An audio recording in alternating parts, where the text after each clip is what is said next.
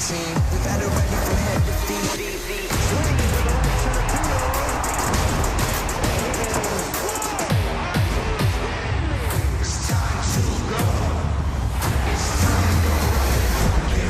Welcome to Friday Night Baseball on Apple TV Plus, presented by Chevron. Today in scorching St. Petersburg, Florida, the biggest matchup in baseball this season. The top team in the AL facing the top team in the NL as the Tampa Bay Rays host the Atlanta Braves. Tampa Bay has paced the American League from opening day, but the Rays are facing adversity for the first time this year, losers of 5 in a row. Atlanta has been virtually unbeatable lately. They've won 18 of 20 coming into the day, and it should be a lot of fun here at Tropicana Field. Hi, everybody. Alex Faust, Ryan Spielbergs, Tricia Whitaker here with you. Two of the top teams in baseball, two of the top offenses in baseball, a potential World Series preview. Yeah, this is the heavyweight bout we've been waiting for, and for both teams. I mean, for Tampa, the offense has been down a little bit, but for the Atlanta Braves, the last 30 games, they're averaging over 2 home runs a game. That's how good that offense has been, and I'm looking forward to seeing how it's going to shape up behind us. It's been a tremendous season for the Tampa Bay Rays to start. As for the Atlanta Braves,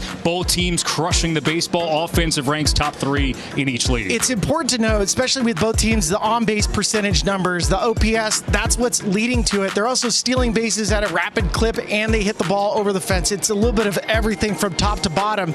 But for me, when I'm watching both these teams, there's so much star power. Yeah, it might be a potential preview of the All-Star game as well. No fewer than 12 All-Star selections between the two teams, and none brighter than Ronald Acuna Jr. No, Ronald Acuna Jr. right now is the National League MVP, and for various reasons. He's doing it on both sides of the baseball. He's back playing defense. But check out these numbers. Leads the National League in wins above replacement.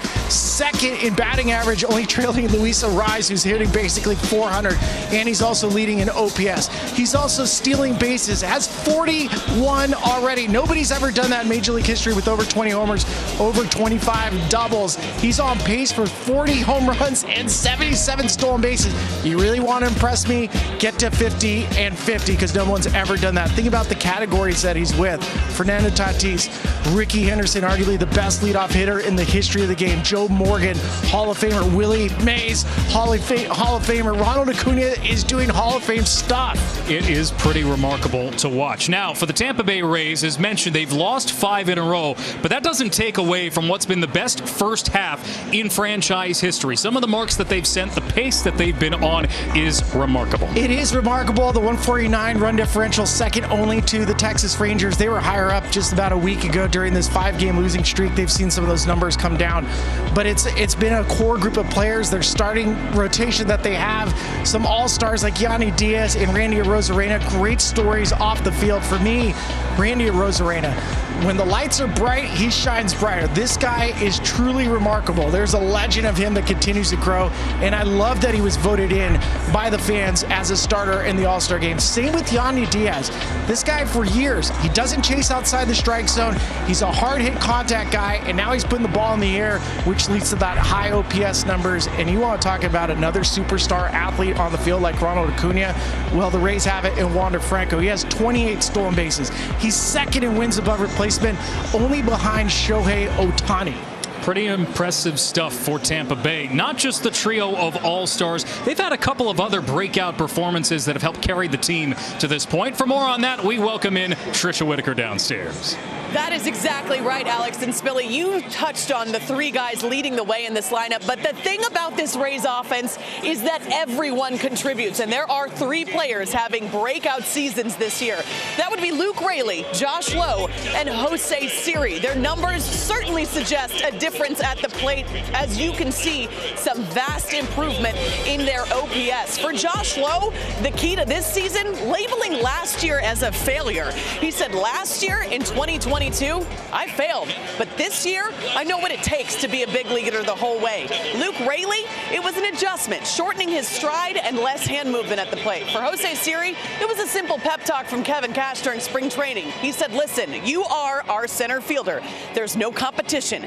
That allowed Siri to come to the park with a lot less pressure and a lot more confidence. So those 3 guys also leading the way in this potent Rays offense.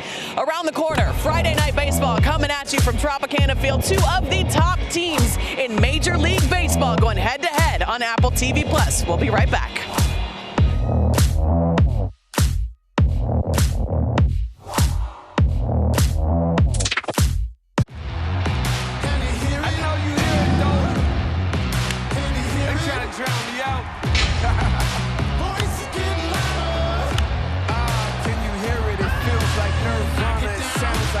Spirit, the energy so exciting, the power is so enlightening, the thrill is so frightening. We want it to last forever, but forever is a fantasy.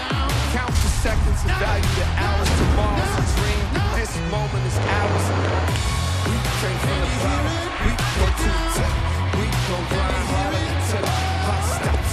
We came from the bottom, we go to the top. We gon' grind harder with everything that's right. On humid nights in the Tampa Bay area, as we welcome you back to Friday Night Baseball on Apple TV Plus, presented by Chevron. Alongside Ryan Spilbergs, Trisha Whitaker is down on the field. Alex Faust here with you, Tropicana Field in St. Pete. Buzz throughout the crowd for this highly anticipated matchup. Brian Snitker's Atlanta Braves with the best record in baseball, 58-28, 8.5 games up over the Marlins in the National League East. Starting lineups are presented by MLB The Show 23. The Braves featuring Ronald Acuna Jr. Over 1,200 is OPS in the first inning this season. That leads the majors. Acuna currently has an MLB The Show 23 player rating of 92. Some tremendous stuff that Acuna is on the cusp of doing this season. He will go up against Tyler Glasnow, who makes his 8th start of the year. Yeah, this guy, we call him the last great airbender. He can spin the baseball as well as anybody. 6'8" frame from California, went to Hart High School. And Acuna on the first pitch pops it foul. We are underway. You got to be careful with the Atlanta Braves. They are a high-powered strike-first offense. The first inning, strap in. They're coming after you. They're on pace to shatter a major league record in first inning scoring this year. 91 first inning runs for the Braves, and Acuna has a good chunk to do with it. Hitting .337, that's second in the National League, and you look at that run differential for the Braves. In the first inning, they just get out in front and force you to play catch-up as Acuna takes strike 2. Well, he isn't your grandparents' leadoff hitter. I mean, this is Acuna brings two things to the table: speed and power. Good look at Tyler Glasnow, just that big-bodied frame. Acuna bounces one up the middle into the shift, and Brandon Lau with the first out. Spill the beans on Tyler Glasnow. All right, so he reminds me of Thomas Shelby. Everybody talks about him looking like one of the Peaky Blinders, so why not use a quote? This is going to be an important day for the Rays because their bullpen is shot. There is no rest for me in this world, perhaps in the next. They're expecting Tyler to go as far as he can. 102 pitches on the season is a season high. And we mentioned the last airbender, one of the best curveballs in baseball as far as swing and miss. He has to have that available to him tonight. Glasnow has struck out 11+ batters in each of his last 2 starts as he deals a strike to Ozzie Albies. One of 8, yes, 8 Atlanta Braves selected to the All-Star game, tying a major league record.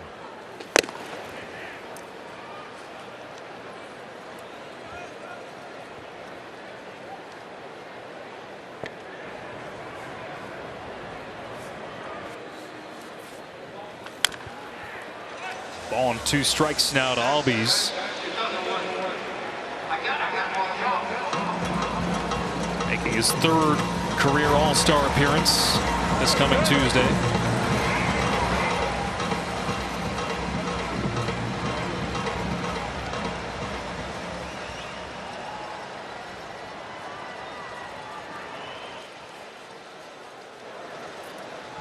Glasnow deals, and Albies is crossed up. 2 away. This is the curveball you want to see. The league is hitting 158 when he spins it. Comes off that middle finger last, so he really gets that tumbling action straight down. You're going to need that from Tyler. I mean, Basically, the league swings and misses 50% of the time they see that pitch. So here's Austin Riley. And it is remarkable, 1 through 9, how much pop is in this Atlanta order. There is nowhere to hide. They have been averaging over 2 home runs a game in the last month.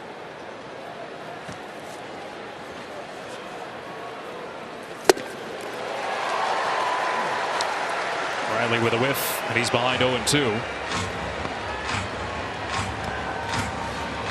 The Braves, who had a 9-game winning streak until Tuesday, still have won 18 of 20 coming in. Just took 2 of 3 from Cleveland. They only lost coming in extra innings. Tampa Bay, perhaps the injuries, especially to their pitching staff, starting to catch up to them. They've gone 9-13 since June 12th, as this is fouled off by Riley, and as mentioned, have lost 5 in a row coming in, easily their longest losing streak of the season. Take a look at the Tampa Bay defense. Rosarena, Siri, and Lowe in the outfield. Paredes, Franco, Lau, and Diaz around the horn of the infield. Christian Bethancourt behind the plate. And a strikeout, the second for Glasnow. Retiring Riley, a 1-2-3 first. The Rays coming to bat. Okay.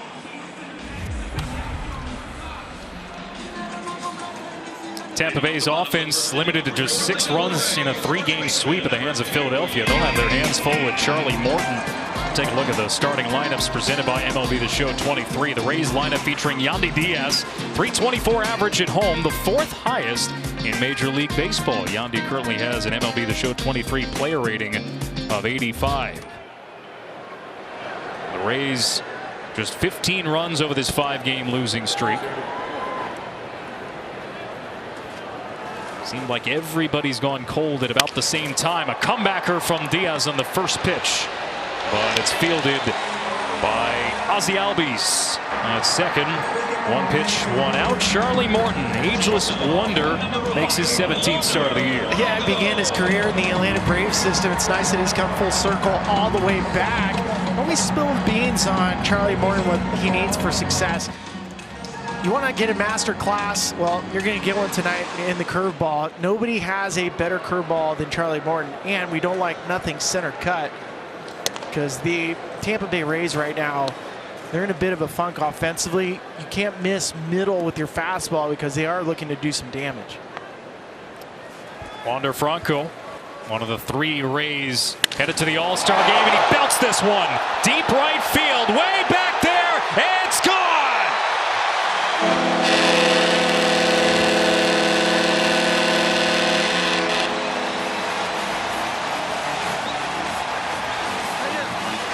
Right on cue, Spilly.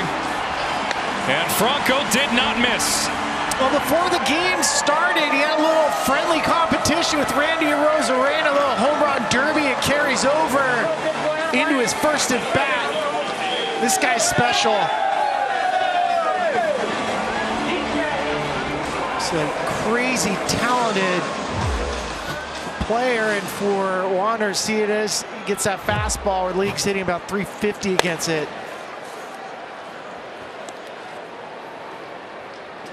A tough series that the Tampa Bay Rays had against the Philadelphia Phillies. That's a good start.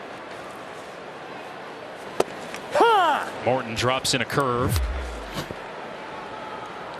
That's how Charlie Morton got to the side of that baseball so it stays flat.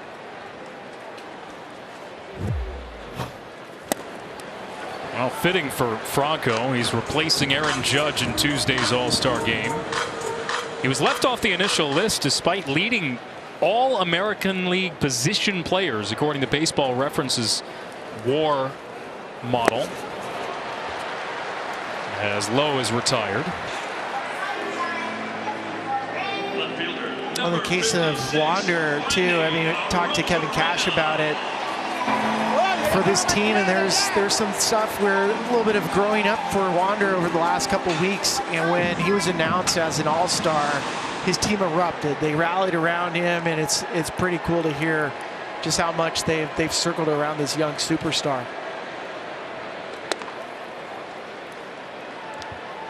Still just 22 years of age. Tricia? Yeah, guys, Wander was a bit reflective upon hearing the news. He said, listen, I've learned a lot recently. He said, even from some of the bad stuff and the mistakes, he said, I have learned forward. I have moved forward and I have learned. So, guys, it just sounds like you're hearing some maturity coming from Wander after dealing with a little bit of growing moments recently and a little bit of a snub initially, guys. Yeah. As Arozarena was looking for a fastball up in the zone. If you're not familiar, Franco was benched late in June for a few games by Kevin Cash. Some clubhouse issues, some discipline issues. Came a few outbursts in the clubhouse that they wanted to nip in the bud right away. Outside. And they will certainly need him in the second half of this season. 2 balls and 2 strikes to Arozarena.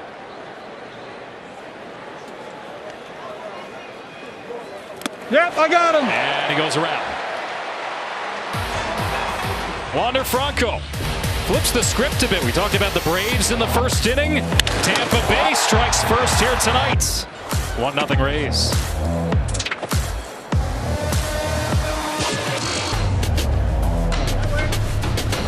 Head-to-head, Tyler Glasnow and Charlie Morton are not just former teammates, but they're great friends. When Charlie was with the Rays, Glasnow said he was the best teammate ever, including teaching everyone how to act. This is an example right here. Morton sweeping up confetti after the Rays clinched the East in 2020 so that the Clubbies didn't have to do it all on their own. Glasnow said he was the veteran that just showed us how to act in the clubhouse. And Glasnow said he actually still texts with Charlie. In fact, after a rough start for Tyler recently, Morton reached out to him and said, hey man, you want to talk? Glass said, yeah, sure. And Charlie gave him some mechanical advice. But guys, it's safe to say that Glasnow was heavily influenced by Charlie Morton, who we tend to refer to as a fine wine in baseball because he just seems to get wiser with age and doesn't skip a beat on the mound, guys. Not at all. As Matt Olson is crossed up there. I unfortunately don't allow wine to age in time. I prefer to drink it early, so I wouldn't know. But in the case of Charlie Morton, I mean, that guy is a special human. You hear it from all the different organizations, from Atlanta to Pittsburgh, Houston. Well respected. There was times when he was with this Tampa Bay Rays team that went to the World Series, and they thought he was going to come back. He goes back to Atlanta. We weren't quite sure when he was going to keep going. He's continued to go. Glasnow paints the corner. And he has 3 consecutive strikeouts. Olson frozen for out number 1 in the second. Yeah, I love seeing the backdoor curveball. So it starts on the outside, well received from Christian Bethancourt behind home plate, just freezing Matt Olson. But look at the big body, hides it well, 6'8", huge extension.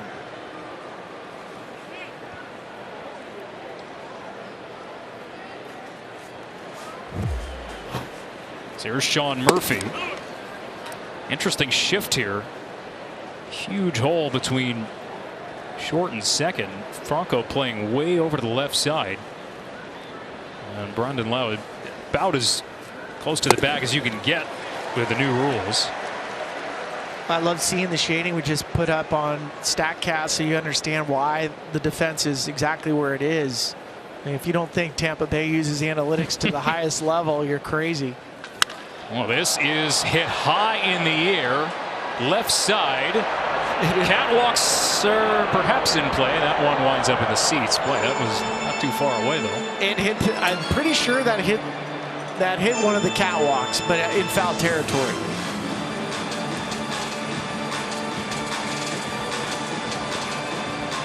There is a marker, that yellow marker, on what they call the B catwalk, second from the top. Strike 3 called, and it's 4 in a row for Glasnow. Yeah, and the backwards looking, so he gets a fastball, so that's showing you how much respect they're having for his curveball. 4-seam fastball, 97. See you later. You get to watch it, front row seat.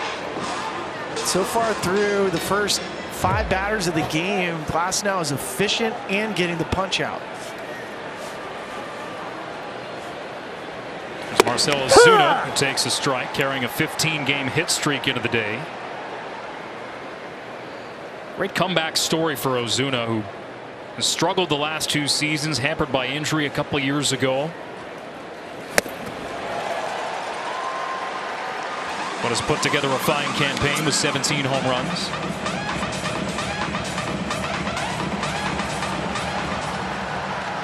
How about Glasnow?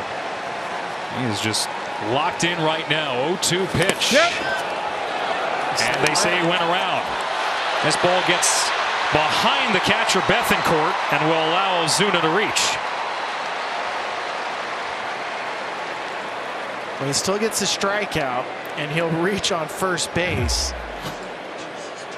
So strikeout, wild pitch. That's now 5 straight strikeouts for Tyler, which is kind of fun to see. He possibly might have 6 strikeouts through the first 8 batters he faces. A 4 strikeout inning. You can hear the many Braves fans in attendance, either who live here or made the trip, short flight from Atlanta, chanting the name of Eddie for Eddie Rosario.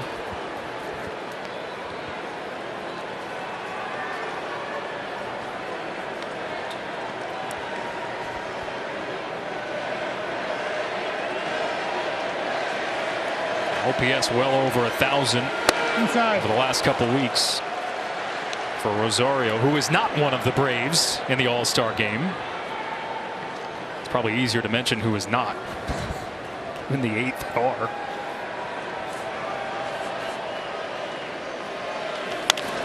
And Rosario pops one foul. I mean, normally I'm not cheering for stuff. Here's the 8 All-Stars for the Braves. It's pretty remarkable when you consider that it doesn't happen too often in Major League history that you have 8. Bryce Elder's the one that stands out. I mean, he was somebody that was cut at the end of spring training, sent down to the minor leagues. He's making his first All-Star in Orlando Arcia.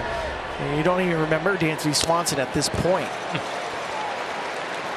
I've never seen 4 strikeouts in an inning, by the way, Alex. Oh, really? That would make 2 of us. By the way, to your point on shortstop and Dansby Swanson, I mean, that was a huge talking point for the Braves coming into the season. Not now. Swing and a miss. Strike 3, and there's 4 in the inning for Tyler Glasnow. He has 6 for the game.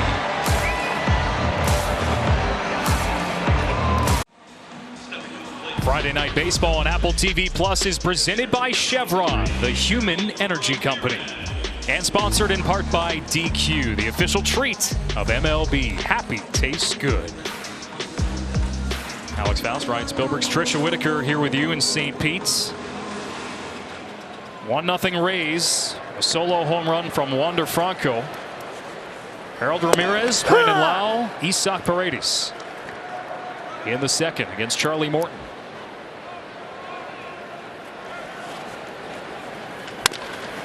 Ground ball to short, deep in the hole. Arcia, long throw, got it. One of the things that stands out this season about Orlando Arcia, especially on a play like this, the backhand is one of the harder ones for a shortstop because you have to set your feet. He has not made an errant throw all season. He has been the most accurate shortstop in baseball. Pretty amazing. I remember asking Brian Snitker before the season started about Orlando Arcia. I said, hey, listen, this guy started on a division-winning team in the Milwaukee Brewers for multiple years. Pretty remarkable how he took that job out of spring training, too. A lot of talk about Vaughn Grissom and Braves top infield prospect, whether he was a shoo-in for that. Arcia entered this season with only 3 starts at shortstop over the last 2 years, and now he's been voted in by the fans as the starting shortstop at the All-Star game. Pretty amazing. Lau digs in here.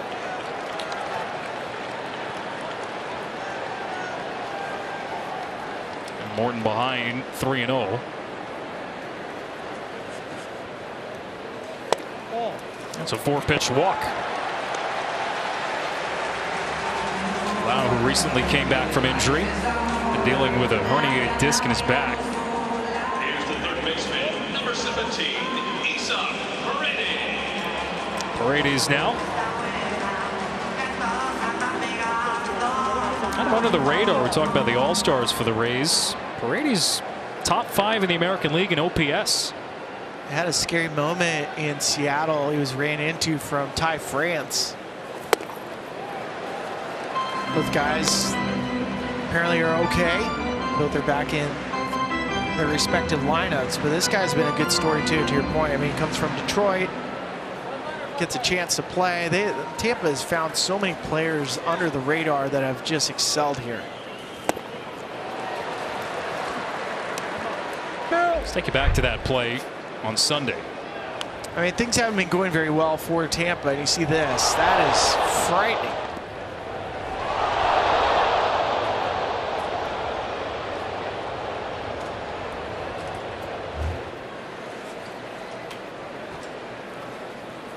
And there was some dispute about how the umpires ruled the play as well. But more pressing was the health of Paredes for Kevin Cash.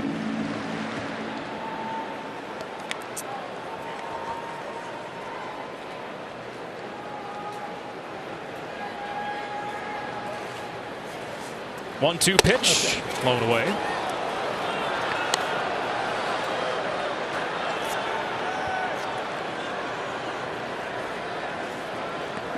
One of the highest pull rates in baseball this year. Albies in that top 5 for the Braves. Paredes strikes out. Center fielder number 22. Now, Charlie Morton maybe isn't matching strikeout per strikeout with Tyler Glasnow. It gives you an idea of just the depth of his curveball. He can take some on, he puts them on it, he can sweep it, he can make it a little bit more vertical movement, more horizontal movement. Jose Siri, who hits one hard up the middle, but on the ground, an easy work for Albies to end the inning with one left for the Rays, leading 1-0.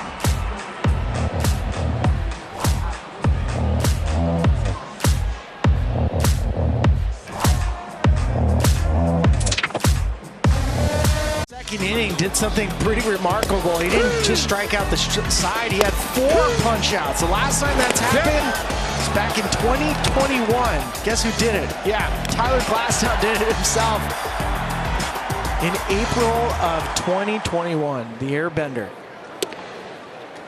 Well, the team record is 7 consecutive strikeouts. Blake Snell, the last to do that. It's happened 3 times in Rays history. I think I was there for the 7 consecutive strikeouts. I believe it was against the Colorado Rockies in like 2018. I witnessed it. And a couple through lines to Snell recently. Strike on the outer half there to Arcia.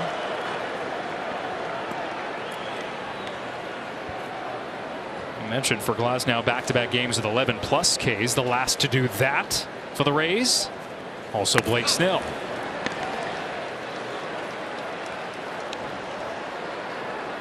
Curious to see speculation-wise. The Rays are going to probably need an extra starter, maybe some bullpen help. Trade deadline, whether Blake Snell becomes a name that becomes available. Arcia works a walk here. And the Braves have the leadoff man on. During the break, Trisha Whitaker caught up with Rays manager Kevin Cash for our manager interview presented by Sage.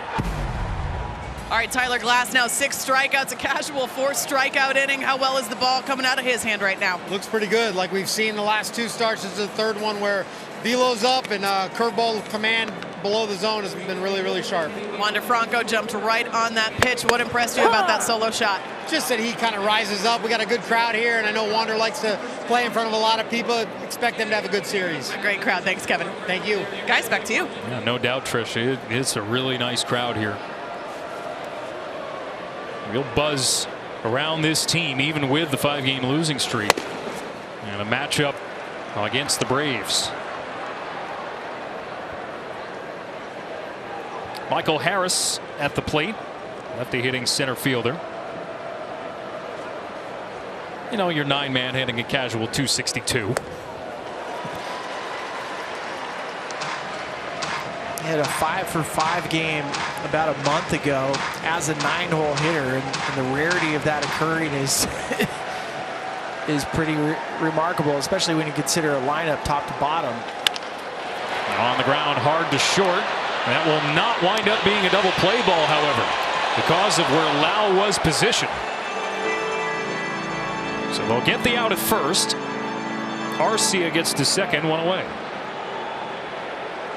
It's almost turned into a bad play for Wander at short, just because he had his head down after he fielded the baseball, watched it into his glove, and didn't realize just how far away Brandon Lau was. And I don't think even if he tried to run to second base because of his momentum carrying him the opposite way, that he'd be able to get there. It was close. I'll bring up Acuna, who's buzzed high and tight. Leading the National League in slugging, OPS, runs scored, stolen bases. Now the first player in Major League history with at least 20 homers, 40 stolen bases, and 50 driven in before the All-Star break. Well, he's healthy.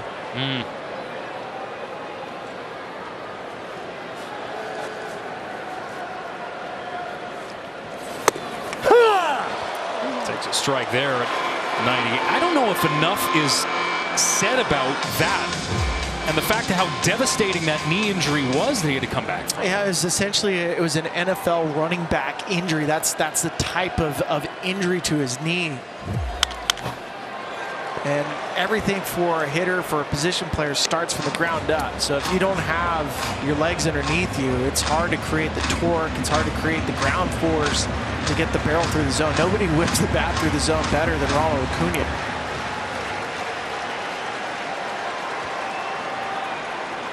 Two balls and two strikes with Arcia at second and one away. Acuna stays alive.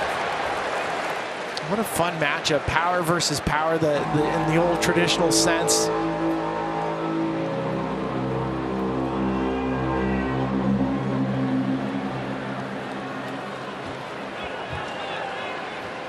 Career game number 601 for Acuna.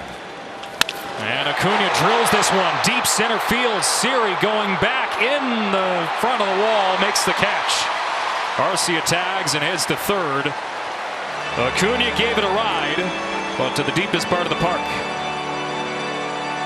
Yeah, Acuna knew off the bat that it was not going to go as far as he wanted to. He slams his bat in disgust. I think he thought he had a pitch that he could handle. There's a curveball. It's sitting right in the middle, and he just missed it by about a grain.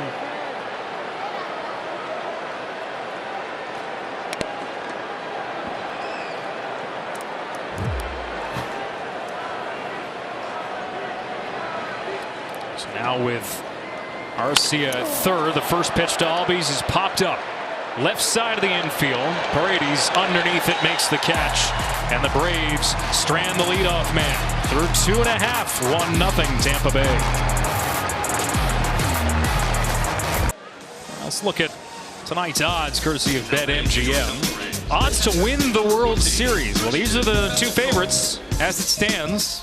Anything you've seen first half of the season that would have you feel differently, Spilly? I think it's right on par. I'd like to see the Baltimore Orioles a little bit higher up on this list. I also think when it comes to Atlanta, this is the best version of the Atlanta Braves I've seen. It goes back to 2021 when they did win the World Series. This roster is younger. There's more depth to it. And I believe, Alex, that we've been around batting cages and various teams over the last couple of years. This is the bar. The Atlanta Braves are the bar right now in Major League Baseball as far as the top team that's respected as the top team. Charlie Morton back to work as he faces 9-1-2. Bethancourt, Diaz, Franco.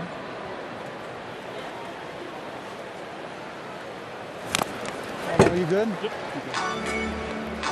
Bethancourt's such a good story. San Diego, he's essentially a third string catcher. They were trying to use him as a catcher in a bullpen arm. And then for him to come here in Tampa, just his receiving skills really off the charts. He spent a couple of years outside the majors too. A couple of years exclusively in the Dominican Winter Leagues. Played a half season in Korea as well. And he's come back to the major league level. Had to work his way back. Well, it takes the most amount of time. That's the one position, the catcher's position. It takes the longest amount of time to mature and get good at the craft.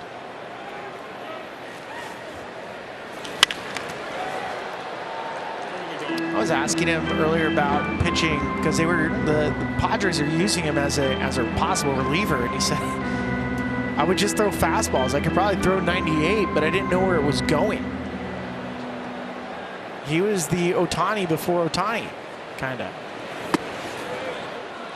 Well, there have been a handful who have tried, and none have been able to stick as a two-way player until Ohtani. Well, and think about the dynamic of being a catcher and a pitcher. Not good on your knees either way. Grounded up the middle.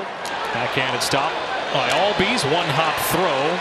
Snared by Olsen for the first out. During the break, Tricia caught up with Braves manager Brian Snitker for our manager interview presented by Sage. All right, Tyler Glasnow is certainly dealing, but if there's a lineup that can get to him, it's certainly you guys. Acuna nearly got that one out. What are you seeing from him? Yeah, really good stuff right now. But you know what? Like the guys get in the box against him, will go around one time, and you know, he's a really good pitcher, and his stuff is really sharp right now. But you know what? We've been swinging the bat's decent, so hopefully we'll get to him. Charlie Morton, obviously the solo shot early, but he worked his way through the lineup after that. What are you seeing from Charlie? I think his stuff's really good too. I mean, he kind of put one right there where Wander wanted it, I think. So, no, but he's throwing the ball extremely well too. So hopefully, you know, we knew coming in, it's going to be a tough series. We got a great matchup. Thank you so much. Thank you. Guys, back to you. Tricia, it's been interesting hearing from coaches and managers of how much more difficult it is now to prep for teams that you're facing from around the majors, not just ones in your league and the occasional interleague series anymore. That's the benefit and problem with a balanced schedule, or at least the version of the schedule that we have right now where every team matches up, because the Braves haven't seen the Rays since 2021. Diaz threw for a base hit. Arcia was shaded the pole big time. And Diaz finds a hole. One out single. Well, they're hoping to get Yandy Diaz's swing going and try to get a little bit more air underneath it. He hasn't hit a home run in over 100 at bats. There's a curveball sweeping through, but you can notice it ends up right in the middle. And Yandy, he does not chase. That is the thing about Yandy Diaz that makes him so special. He does not chase anything out of the strike zone. Diaz, who leads the American League in on-base percentage, now up above 400. Franco, who homered.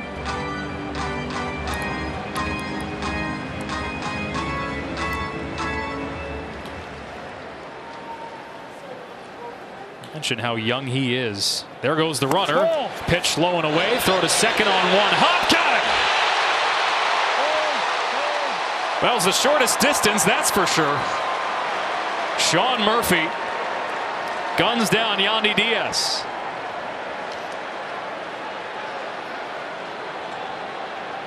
Well, Yandy doesn't want to leave second base. I don't think Orlando is big enough to move him on his own. He's going to need an umpire to tell him to go. But you're right. Sean Murphy uses the artificial turf. He bounces it. Sometimes that's the better throw. It's not about arm strength. It's about location, even when you're throwing to second base. Now the Rays, who run more than any other team in baseball, see a base runner erased.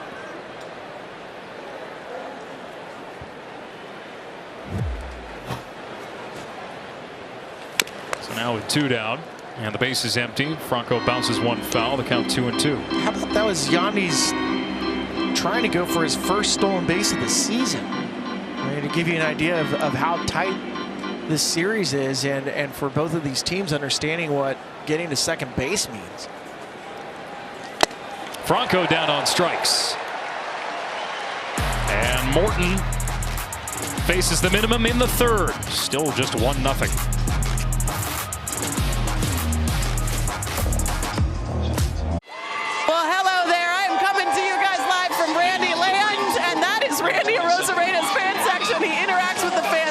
Single game up here. He just threw a ball into the stands. Randy Land happens every Friday at the Trop. It is Arena's personal fan section, and guess what? When a Arena hits a home run, this entire section gets a free drink. There's a lot of sombreros. I got to borrow one from one of the fans up here because this is a play off of Randy in the World Baseball Classic. He took the world by storm in the WBC with all of his antics. He wore luchador masks, he wore a sombrero at one point, and he certainly performed on the field for Team Mexico. So this fan section out here in Randyland, let me tell you, this is the place to be. They have all the t-shirts, they've got the Randy sign, they've got everything. They've got sombreros, they're very nice people, and they are certainly hoping that Randy hits a home run, guys, so that they get a free drink. Let's send it back to you guys for now. I'm having too much fun out here. I'm going to just stay out here, all right? You've got a lot of new friends out there. Loud out for Austin Riley. And we have some props involved there, which is nice. Yeah, who doesn't love a sombrero? And I mean, the WBC, I was talking to Team USA when they were facing Team Mexico, and they said, hey, like, Randy's for real. Like this legend of him when the lights turn on. Team USA, like, I've never seen anything like it. There's a different gear. And he's carried that momentum from the WBC into this season.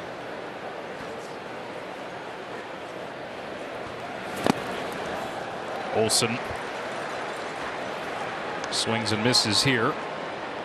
And go back to the 2020 World Series, his real burst onto the scene.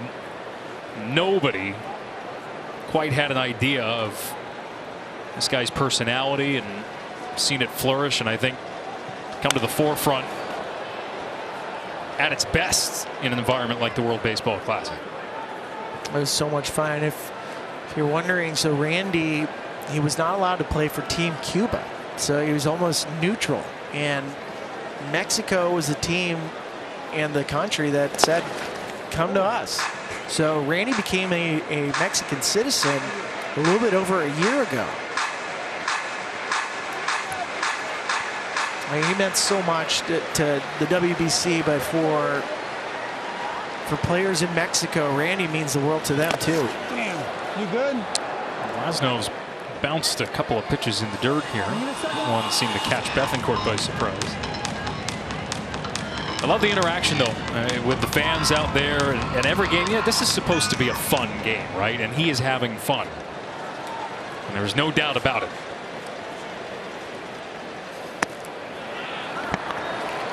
Two pitch low to Olsen. The count runs full.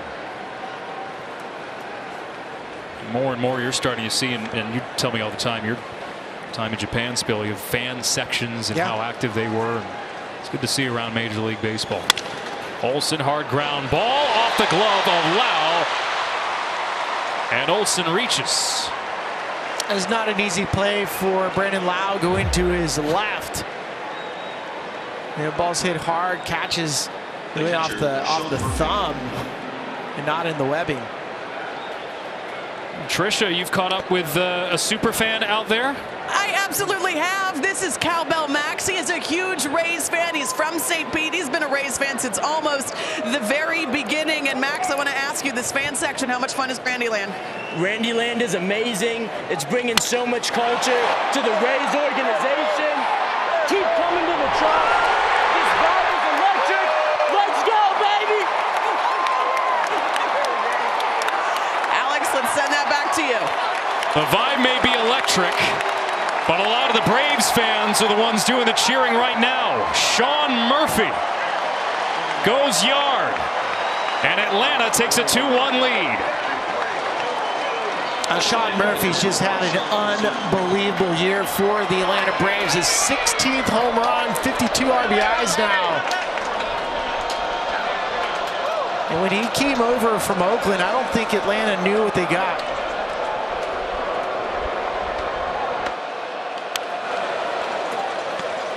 Murphy with his 16th homer of the year, Spilly. Yeah, there's a four-seam fastball. It's up, it stays up, and Murphy hits behind the baseball. So much power when he could drive it opposite field. Murphy, who's homered in back-to-back games, and the Braves is a team who now have a homer in 24 consecutive games. They have a home run differential of 76 on the season. They have out-homered their opponents by 76 home runs.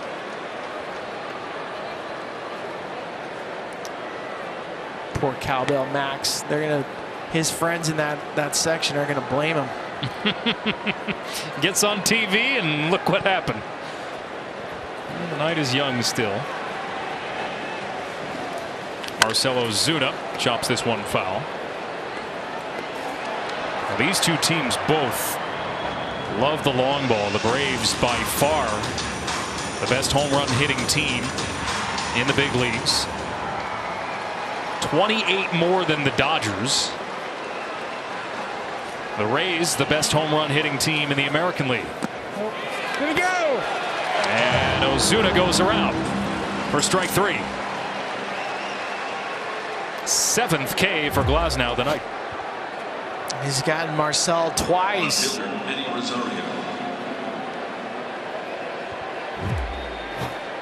All right, Trisha, out there, is it calmed down a little bit? Yeah, it did calm down a little bit, Alex, but let me tell you, the atmosphere here is incredible. Max, you've seen the atmosphere at the Trop incredible all season long. This matchup with the two top teams in baseball, describe the atmosphere. The atmosphere is a playoff atmosphere. We're just getting started out here. We're seeing more young Rays fans coming out to the Trop as of late, and I love seeing more younger faces coming out to the stadium. It's amazing. Keep coming to the Trop. We love the energy out here.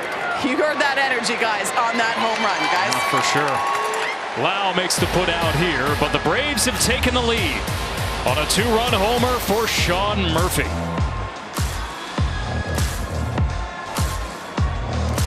Welcome back to Friday Night Baseball on Apple TV Plus, presented by Chevron. Alongside Ryan Spilbergs, Trisha Whitaker down to the field. Alex Faust here with you. Tropicana Field, St. Pete's.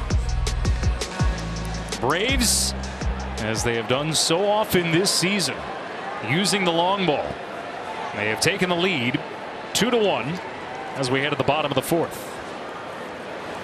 Charlie Morton drops in a breaking ball to Josh Lowe.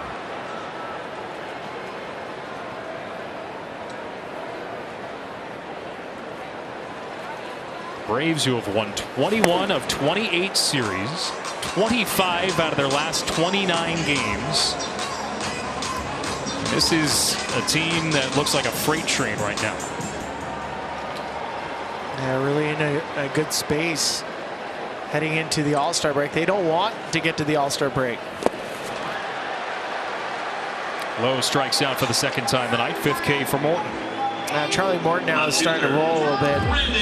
Curveball is getting a lot of swing and miss. A lot of horizontal movement down and in. And he's efficient right now. He's 43 pitches. By contrast, Tyler Glasnow is now 64 pitches into his game. He's recorded 2 more outs. Rosarena on the first pitch bounces one to short. Arcia across. 2 down.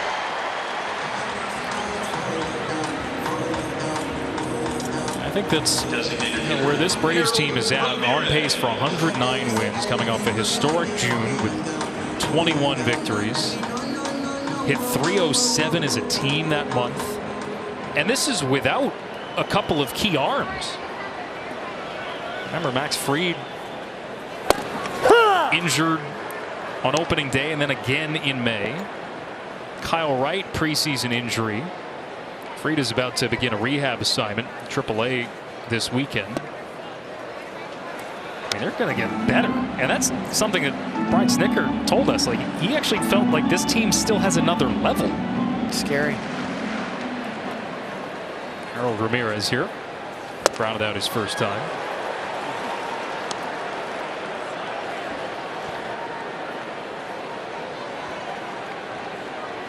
What a luxury to have the kind of roster that Snit has at his disposal.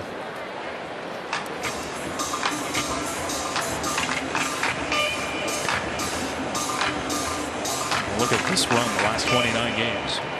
It's pretty crazy. Yeah, they're just rolling on autopilot.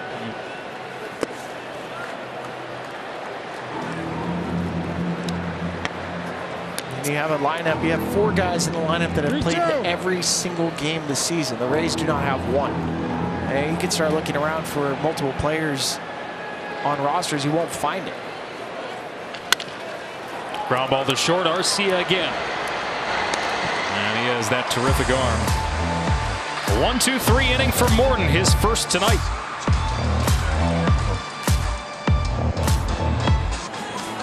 Prior to the game, nice little presentation here. The 4 Rays selected to the All-Star game. Diaz, Franco, Rosarena, and Shane McClanahan, who's on the 15-day IL. That's actually a significant story right now for the Rays. Might have started in the All-Star game, if not for that.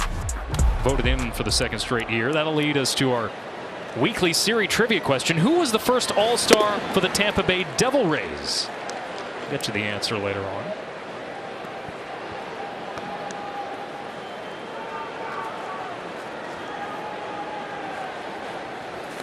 Arcia just made the last 2 putouts. Harris and Acuna for the Braves here in the 5th. Kind of the big inning for Tyler Glasnow. We know he's going to get pushed today. You want to try to get him through 7, preferably, but 3rd time through the lineup for the Atlanta Braves, and you just want to be efficient. Well, the last 2 games, the Rays have essentially had bullpen days. McClanahan's injury compounding that.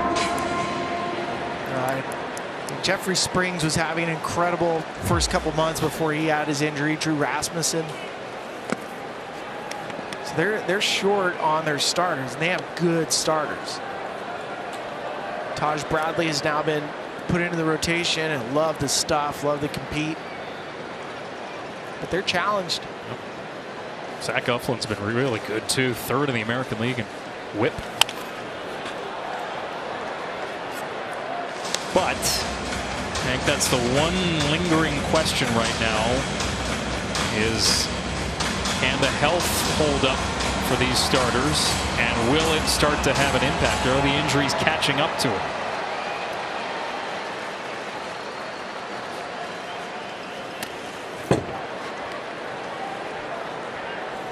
That pitch right there, 2-2, non-competitive, just based on out of the hand. You quickly dismiss it as a hitter.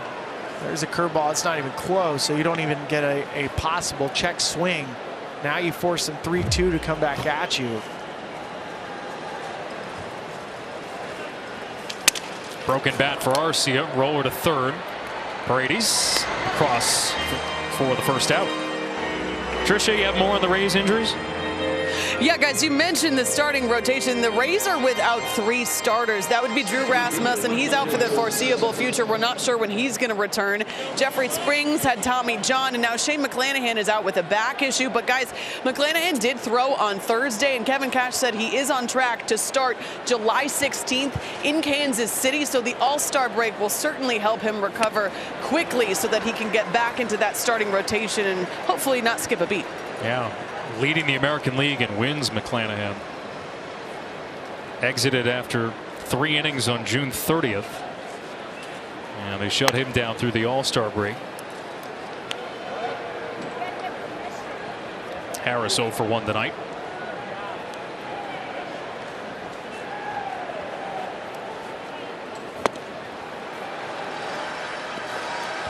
Basically the last 25 games for Money Mike. Imagine your 9-hole hitter hitting nearly 400. Reigning National League Rookie of the Year, Michael Harris. And Harris chases the breaking ball. He's retired. Bringing up Acuna. Right fielder, Ronald Acuna Jr. All right, so last at bat, he got a hanging curveball he just missed. First at bat, he grounded to 2nd base, but it came off the bat at 100 miles an hour on a fastball. That's 3rd time through. Acuna first pitch. Franco, no trouble. A 1-2-3 5th for Glasnow. But it's the Braves out in front in St. Pete.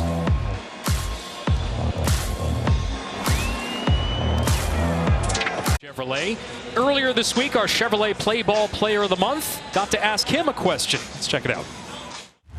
Hi, I'm Jameson, and I like to get better at baseball during my spare time. What do you like to do during your spare time?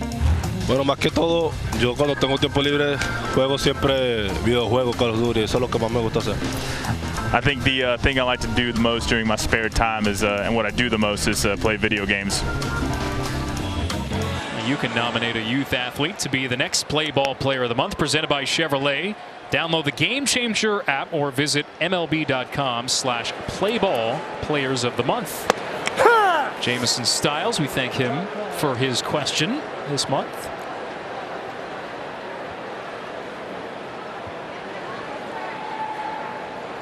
You got to stay loose over a long season, find ways to occupy your time. Video games are one way. I think every clubhouse probably has like every console you can think of now. Yeah, I mean, but you'll still get the vintage console where they have RBI baseball, and it's pretty fun to see players playing an old school game where probably some of the coaching staff is a 8-bit character of themselves. What was your game? RBI baseball. That was your game. Yeah. I'm a little younger, so mine was triple play baseball, late 90s. Yeah, that was a good one. There's bases loaded. Ken Griffey Jr. baseball was one of my favorites.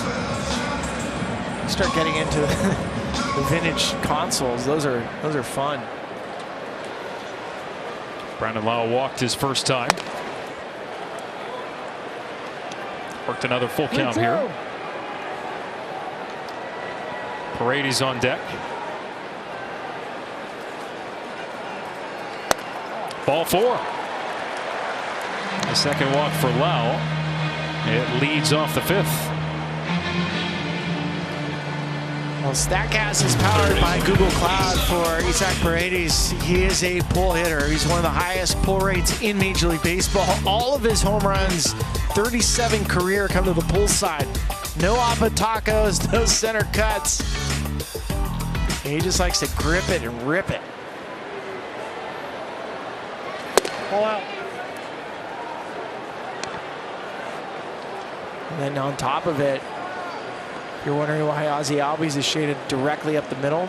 Again, these stats and these positioning, they're done through computers and a lot of research.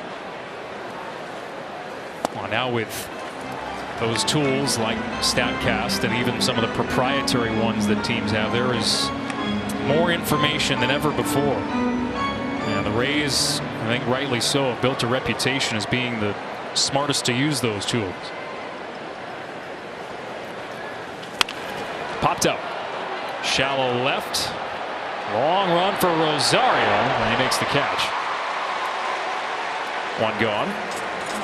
The challenge as an outfielder anytime you play in a dome is that you can't lose the ball. It gets blended into the top. And so you have to really trust your eyes. You have to trust your skill set. You also can't hear the ball off the bat as well. This ball, once it's in the air, notice how Rosario just has to take off. You have to trust your route and then be really loud and aggressive with your voice to make sure the infielders or your other outfield mate doesn't run into you. Siri bounces this one foul. Stumbles out of the box. Third one down.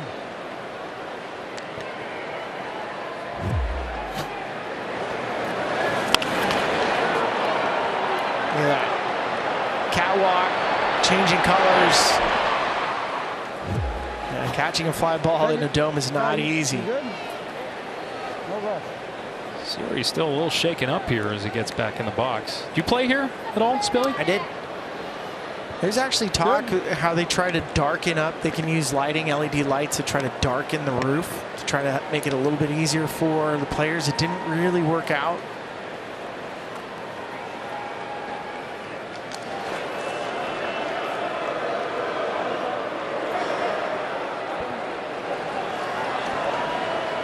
'25th anniversary season for the Rays.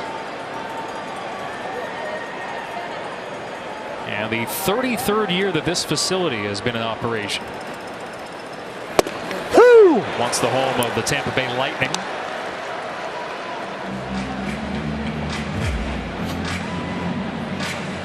There's that curveball. Such late movement. He spins it so well.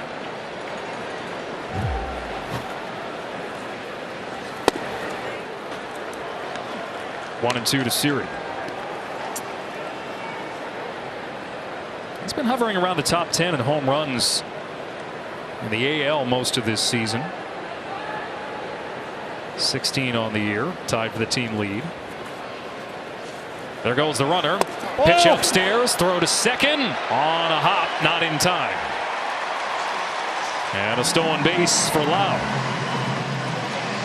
His fourth stolen base of the season. Good timing out of it. Charlie a little bit slow to the plate. Murphy behind home plate. One of the better pop times in baseball. Sub 1.9. And he ran on a good pitch. Bounces it again right on target.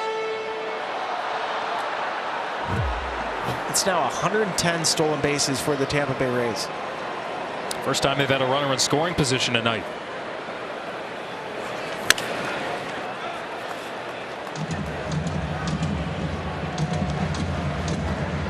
Jose Siri, who came over in the 3-team trade, the deadline last year that sent Trey Mancini from the Orioles to the Astros.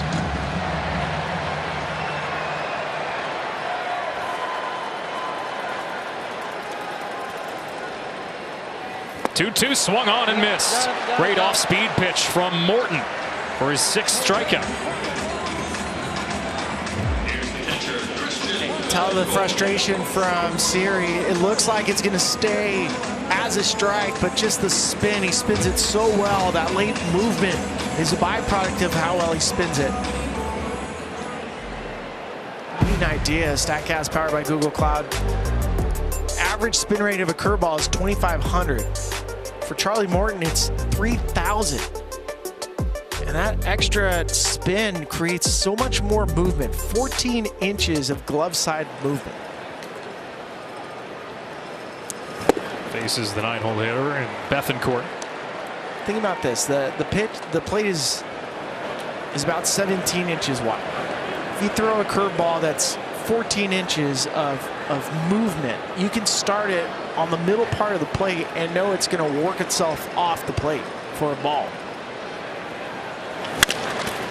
Bethancourt to third, cut off by Riley, and he throws across his body to retire the side.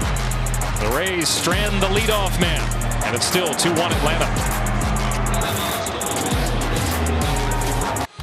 This copyrighted telecast is presented by Authority, the Office of the Commissioner of Baseball, and may not be reproduced or retransmitted in any form, and the accounts and descriptions of this game may not be disseminated without express written consent. A look at some of the original Devil Rays. And the answer to our Siri trivia question at the end of it. Rolando Araujo, the first Tampa Bay All-Star back in 1998. There were some big names that played with the Devil Rays when they first started, and still only one number retired of a player who suited up for this team, and Wade Boggs. Yeah, Chicken Man.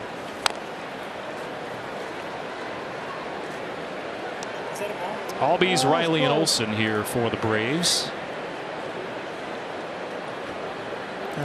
You also had the Crime Dog that played for Tampa. Yes.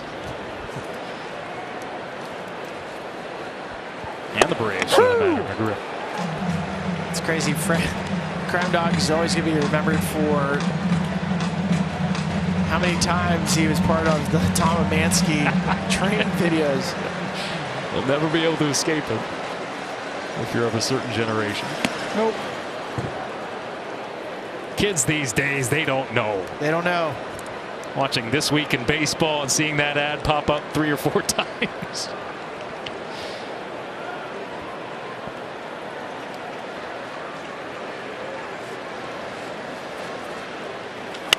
This is hit in the air, shallow center. Siri coming on to make the catch, retiring Albies.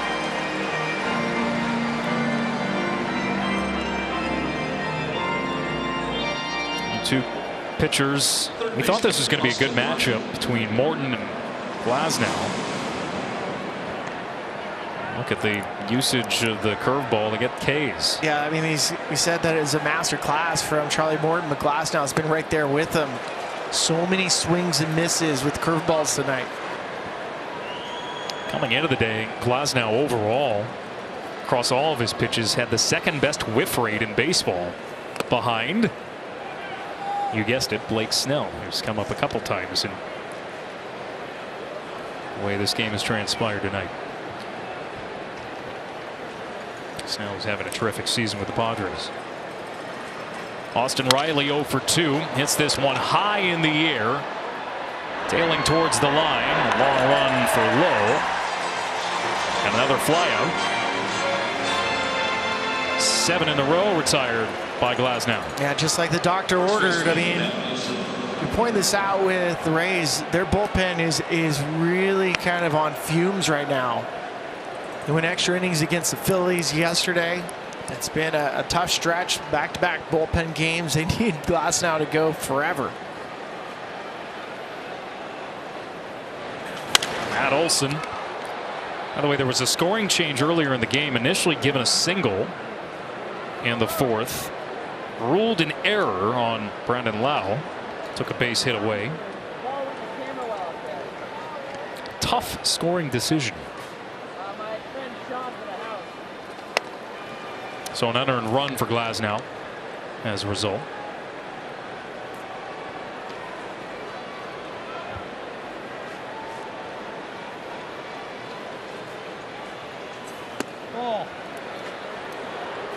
The part about Matt Olson that people don't really realize is how good of a home run hitter he's been since 2018. Only Aaron Judge has more. He already has 29 on the season. That's surprising. Olson grounds this one up the middle for a base hit. And now he has his hit. A 2-out single here in the 6th. I think Olson, though, when he came over from Oakland, there was a thought that the way he could fit in this land order, it could elevate his play even more. Well, he has the ability to be a 40 home run bat with a Gold Glove at first base. I mean, you watch this Braves defensively, and they count on him at first base to make picks on bad throws. There's a confidence that you have. And Bethancourt is just trying to buy a little time for Glasnow. You get into that 90 pitch count to slow things down.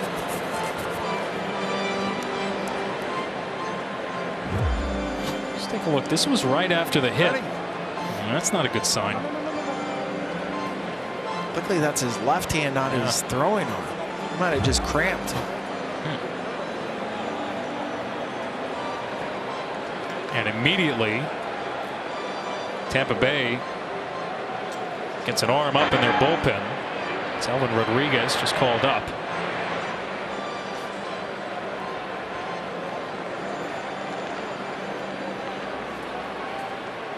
Joseph Benj, the athletic trainer for the Tampa Bay Rays. He and Kevin Cash out on the mound chatting with Tyler Glasnow. It's kind of strange. I haven't seen a pitcher with a non-throwing arm.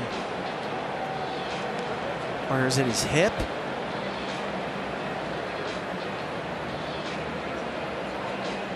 Well, it looks like it's his hand. Trisha? Guys, this is pure speculation. Sometimes, though, Tyler Glasnow does get minor cramps in his hand. They're generally just minor, and he'll rehydrate. But here he is, guys, coming off the mound. So we will await word on what the diagnosis is for Tyler Glasnow. Oh.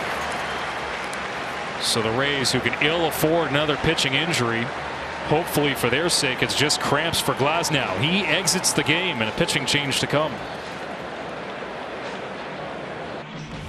Welcome back to Friday Night Baseball on Apple TV Plus, presented by Chevron. Alex Faust, Ryan Spilbergs, Trisha Whitaker here with you at Tropicana Field, St. Petersburg, Florida. Interesting twist in this game as Tyler Glasnow departs with an apparent injury. He was 1 out shy of his longest outing of the season. Gives way to Elvin Rodriguez, called up from AAA. This is a thin bullpen, Spilly, for the Rays right now. Yeah, the last couple days they've really had to be dependent upon him because they haven't had the starter. So back-to-back bullpen days for them. Everybody has seen action. You could possibly lean on Jason Adams and Pete Fairbanks for your plus side. But it really boils down to Elvin Rodriguez, who's making his season debut, and a season ago, as a 24-year-old with Detroit, really did not pitch well. So he stretched out for at least 75 pitches. They got 88 pitches out of Glasnow, 5 2/3. So close, but ultimately not where they wanted to be before dipping into their bullpen tonight under circumstances that were somewhat unusual. Sean Murphy here, quickly behind 0-2. If anything, there's a benefit is that none of the Atlanta Braves have seen Elvin pitch. So take that as an advantage, Elvin.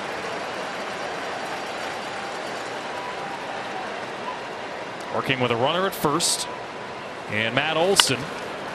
And this is pop foul. Murphy's 2-run homer, a go-ahead shot in the 4th. Going Oppo on Glasnow.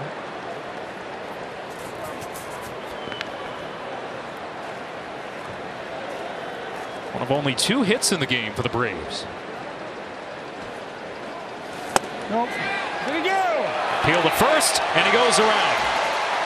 So Elvin Rodriguez comes into the game, strikes out Murphy, and the Braves leave a runner on. Atlanta still leading 2-1 in the 6th.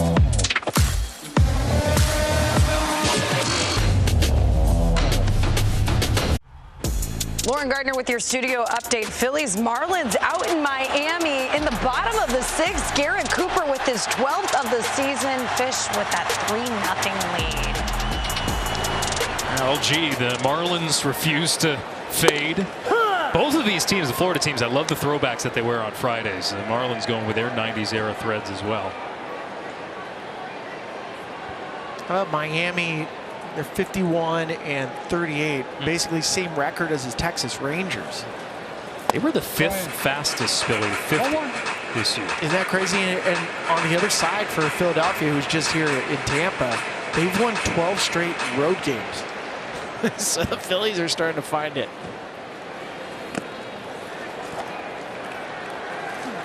I don't know if it's realistic to say the NL East will be in question at all this season. You never know, but yeah, Phillies are coming. The Marlins are going to run into a rough schedule the second half of the year. That may be the ultimate decider for them. Charlie Morton through 5, just 1 run allowed. The solo home run to Wander Franco in the 1st. And that's a generous call. It's right on the edge. It goes as a strike, and I think he's right. This is Yandy. Yandy does not swing at pitches outside of the strike zone, so you have to live right on the corner. Diaz ground ball. Long way to go. Albies backhanded throws well offline. Infield hit for Diaz to lead off the 6th. I mean, if Ozzie can make this play, I mean, he's a full-on magician. The likes of David Blaine, Houdini. I mean, he's already shaded up the middle, but this is basically a ball to the shortstop. Now, there's times with Ozzie Albies, they talked about it, that Ozzie Albies could be the best shortstop in the organization, but because he plays second base so well, they left him there.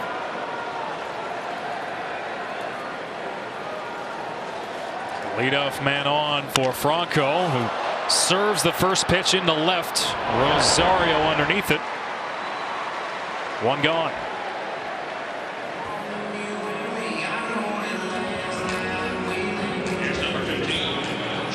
We told you at the beginning of the day that these 2 offenses were among the best in baseball. So far, pitchers have had the better of them.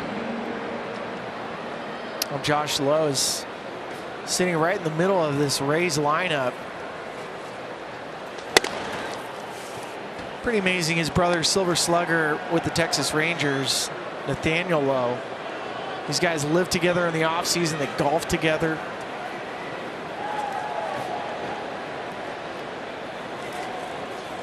Ha!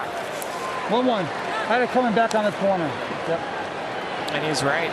That ball did come back on the corner. Lowe struck out his first 2 at-bats against Charlie Morton. Morton now already has 6 strikeouts.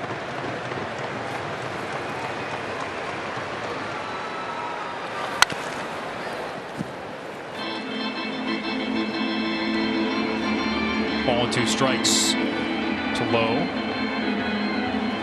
Pretty good hitter in the zone. They're nice names to be around. No question.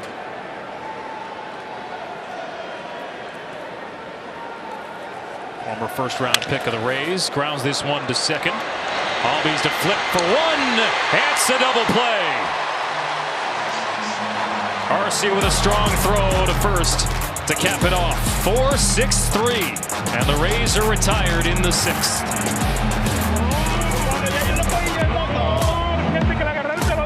Home Run Derby Bracket Challenge for the chance to win $100,000. Visit MLB.com/bracket or scan the QR code. Restrictions apply. See the rules for details. And the MLB app is still the #1 place for live baseball. Real-time highlights and breaking news faster than ever. You can follow players to get a home feed personalized just for you. Download the MLB app today. Not quite the freeze. That was Sunny. That was the Tampa Bay Rays version of the freeze run from Atlanta. Freeze is he still undefeated, or did somebody get him once? I think he's been beat before, but his background was he was trained to become an Olympic sprinter in the 400-meter. Sonny does not look like he was training to be a sprinter in any sort of form or fashion. Ozuna to lead things off with the Braves in the 7th. Game 1 of this highly anticipated 3-game series between the top teams in their respective leagues. Braves with the best record in the big leagues at 58-28. Alvin Rodriguez, who only faced one batter after coming in for Tyler Glasnow in the 6th, struck out Sean Murphy. He's going to do the same here against Ozuna, who pops it up, tailing towards the seats. And this ball is out of play. Since 2008, Spilly, the only team that's had the best record in the majors at the All-Star break that then went on to win the World Series, the Red Sox, 2018. Red Sox also did it in 07. The 05 White Sox, remember when wire to wire won the division, broke that long drought.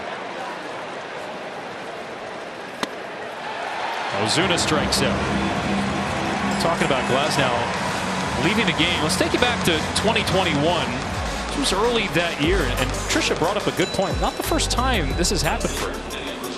No, cramps are an interesting thing because it's so, it's mental, it's physical. Your body's lacking, what is it, sodium? And again, he had it tonight. I'll say this, I have no idea if it played a factor. It's really warm in this ballpark here tonight. And we were talking to some of the folks, like usually you have to wear almost an extra layer because they crank up the air conditioning here. It's warm and stuffy in the building tonight. And who knows if that played any role. Yeah, it's probably because we're in town. Yeah, exactly. Tell you what, Rodriguez coming into this game has settled things down. You can tell just by the type of swings you're getting from the Braves that they're not picking up the baseball very well yet. Tricia? Yeah, guys, I was covering that game back in 2021 when it happened to Glasnow. He said it was one of those things that was so bad that I couldn't stretch it out, and then it just kept getting worse and worse. One of his teammates actually said he looked like actor Jim Carrey from Liar Liar when he was doing the claw. But Glasnow at the time, the best thing that he could come up with was that he was simply dehydrated. We've seen the trainers bring him out hydration drinks in the middle of his starts before, so this does happen with him often. Again, pure speculation that was the issue, but he has dealt with that specifically in the past, and that was his explanation in 2021. That's interesting for sure, Tricia.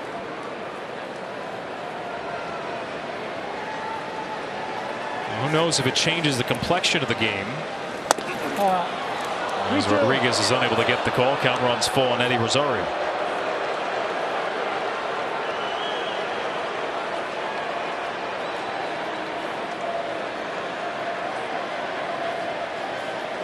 Payoff pitch, swing and a miss, strike 3. Rodriguez has come into the game and fanned the first 3 hitters he's faced. It's the first chance we've seen Rodriguez, and I'm sure it's the first chance the big league coaching staff for the Rays have seen him, but you got to be proud. 3 strikeouts, the first 3 batters he's faced. Last season, in 29 innings with the Tigers, gave up 12 home runs. He had almost an 11 ERA. That's got to feel good for him on a personal side to come in and face a lineup like Atlanta in a game that's a big matchup and do what he's doing. 45 innings with the Durham Bulls in AAA this year before being called up just this afternoon. Orlando Arcia here. A ball and a strike.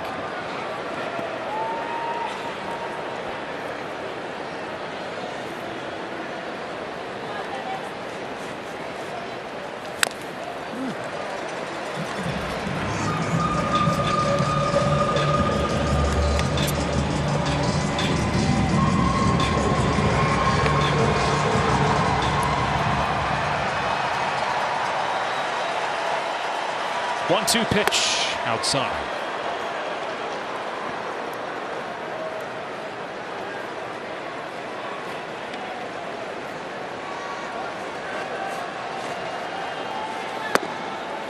And the count is run full in the third straight batter.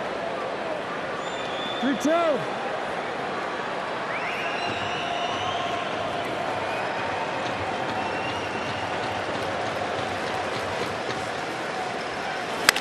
Arcia pops it up. In the infield, Diaz retires the side. A 1-2-3-7. Time to stretch in St. Pete's. It's gone! Strike 3 and 4 in the inning. With my team, we aim to win. Yeah, right now the show begins. Time to go. It's time to go right now. Get ready. Bottom of the 7th at Tropicana Field. Alex Faust, Ryan Spielbergs, Trisha Whitaker here with you on a Friday night. Rosarina, Ramirez, and Lau for the Rays. And a one-run game. Charlie Morton pitching into the 7th here. Rosarina, who will appear at the Home Run Derby on Monday. He was lobbying hard to be included in the Home Run Derby and got his wish. It's amazing too. He gets a matchup against his former roommate in the Cardinals organization, and Adolis Garcia. There's a lot of emotions running high for both of those guys. Those two still close friends. They text frequently. They're besties. Yeah. And the matchups.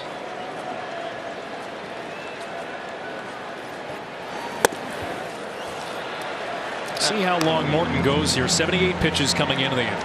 Well, the Braves come in having the off day yesterday. They are fully loaded, fully charged, ready to go. So there's no reason to push Charlie. Rosarina pops it up. Shallow right. Acuna didn't see it at first, had to run in. And eventually he makes the catch. Well, they had a little bit of a home run derby before the game, Spilly, and you got to get a front row seat. Who do you got winning right here? Wander wants to beat him though. Look at this.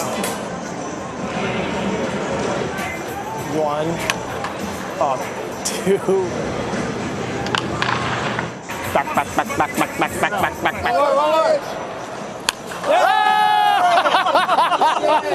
On the last one. It was a spirited battle between Rosarina and Wander Franco. It was pretty nice to watch those two interact. And Wander hit 17. They did the whole thing. They had their BP thrower, the catcher. They pulled the turtle back. And then Wander lost in the last swing from Randy. Bouncing ball, tough play. Albies, long throw, not in time. An infield single for Harold Ramirez.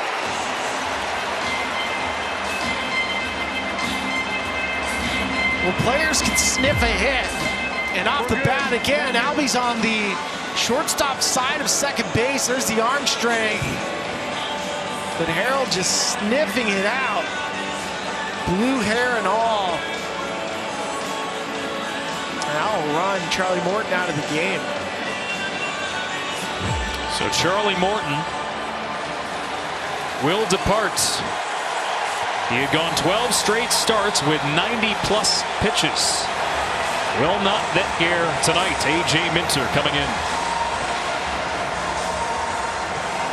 Welcome back to Friday Night Baseball. Well, we have an update on Tyler Glasnow, who was taken out of the game. We saw him shaking his hand a bit, and that is because he's dealing with some minor cramping. This is the 6th inning where you see Tyler in a little bit of discomfort, and this is something, as we mentioned, that Glasnow has dealt with before, some cramping, and it's usually due to dehydration for Glasnow. So Rays fans at home, if you were initially concerned, you can take a deep breath because it is not something serious with Tyler Glasnow, guys. I'm sure there were a lot of them who had a heart and throat moment there.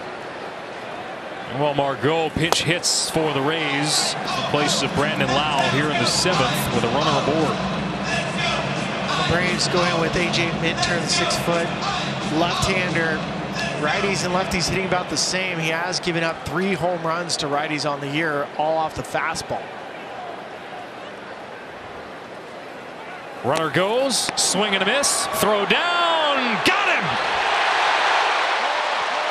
Another one for Sean Murphy tonight. He's responsible for the Braves' lead and has gunned down 2 base runners. 2 away in the 7th.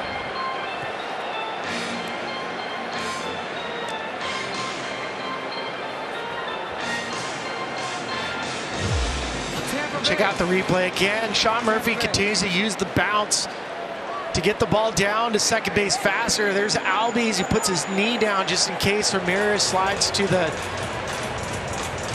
home plate side of the bag. He slides to the outside. They're going to review this. Good Lord, that is awfully close. Ramirez refuses to leave second base, and I don't blame him.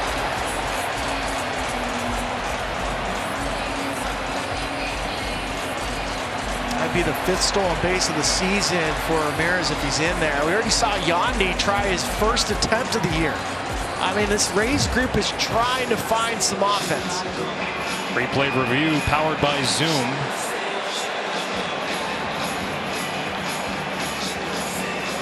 I mean, they haven't had a lot of base runners to work with, so last 2 hits have been infield singles. You got to try something here if you're Kevin Cash. Yeah, well, he's called it out on the field. I don't know if they have a definitive view to overturn it.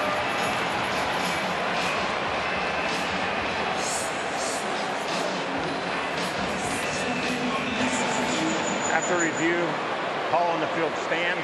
Runner is out. Tampa Bay loses their challenge.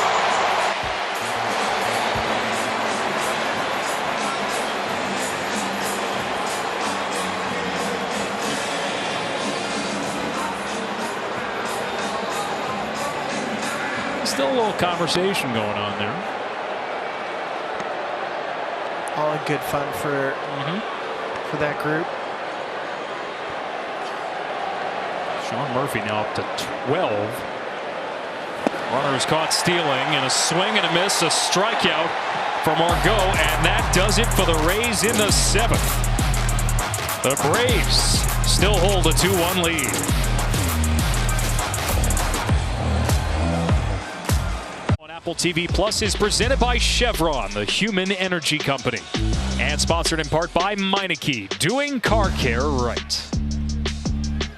Alex Faust, Ryan Spilbergs, Trisha Whitaker here with you in St. Pete. Well, look at the in-game box score for the Braves. Not a lot there, but just enough.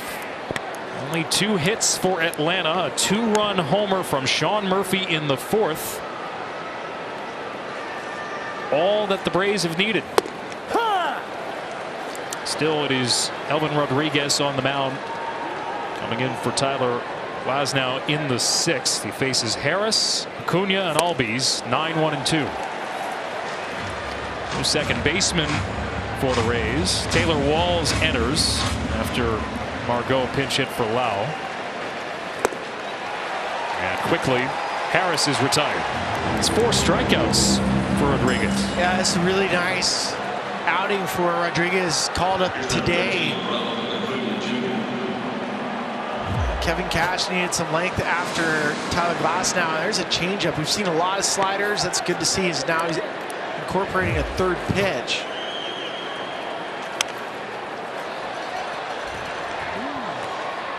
Acuna here at the plate. Braves have only one base runner since the Murphy 2-run homer. Okay, you had Matt Olson, C-nice single, that was it. What a strange line that we're going to get over the course of today's game. You get 2 runs on 2 hits. We've seen 2 Rays base runners, would-be base runners, base stealers cut down by Murphy. And 2 of the top offensive teams in the league are struggling to get men on base, but it's the beauty of this game.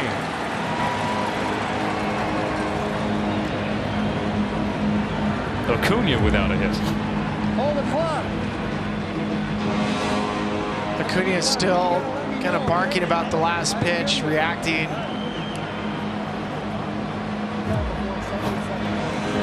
Acuna, who leads the National League in OPS, coming in.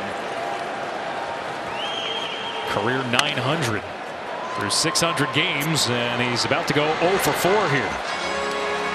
All right, we'll take you downstairs to Tricia. Well, guys, let's talk about the Braves and their success this season, right? We know they've had so much success on the field, but what goes into that success off the field? A lot of teams bond when they're on the road, right? It just happens naturally. You're on the plane together, in the hotel, on the buses, going to the stadium. But the Braves added something to the list. Breakfast. Brian Snitker said they spend the morning of every game having breakfast together at the hotel. The entire team. Snit says he loves it, and it's great for bonding. I mean, it makes sense, guys. We all get along well on this crew, but maybe we just need to start eating French toast together every morning. I don't know. If it works for the Braves, it should work for everybody, right? Outside. I'll have to consider that, Tricia. Breaking bread with teammates is a big deal. Having breakfast where you can just talk about life and not baseball all the time, it humanizes your teammate. In the air from Albies to right center. Siri makes the catch. A 1-2-3-8 for Rodriguez. He's done his part. The Rays bats have not.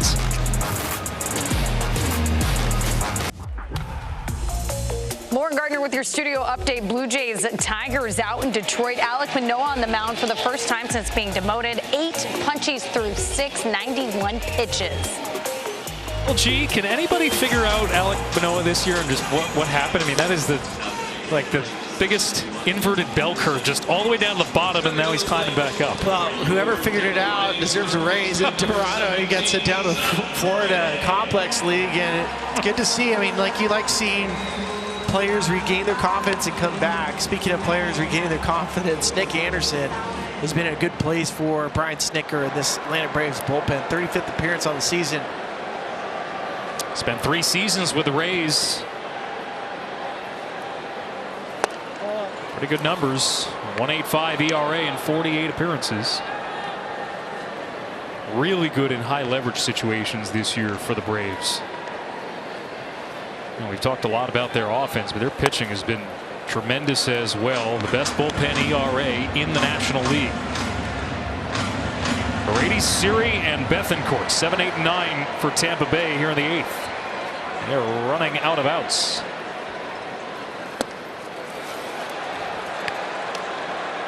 The Rays this season are 34-13 at home.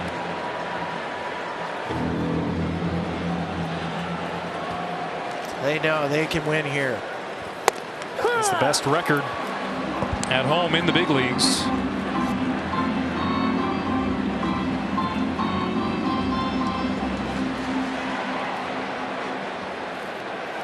Three balls and a strike to Paredes.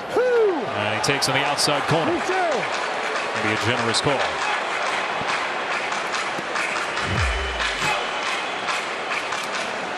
Close. It's just well received by Murphy. And Anderson rearing back. Misses with the fastball. Leadoff walk for Paredes in the 8th. Center fielder Jose Siri. Sometimes you talk about a bloop and a blast, right? And this is the guy that can provide that blast.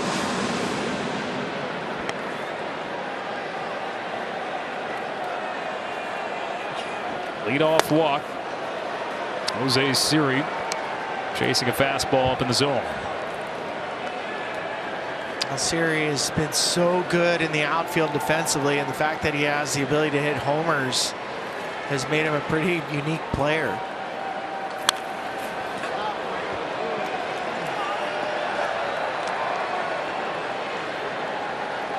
Tell you what though, Spilly, like for whatever reason, the Rays, who have been so good in every situation this year, they are now 0 for their last 30 with runners on base, dating back to Wednesday's game against Philadelphia.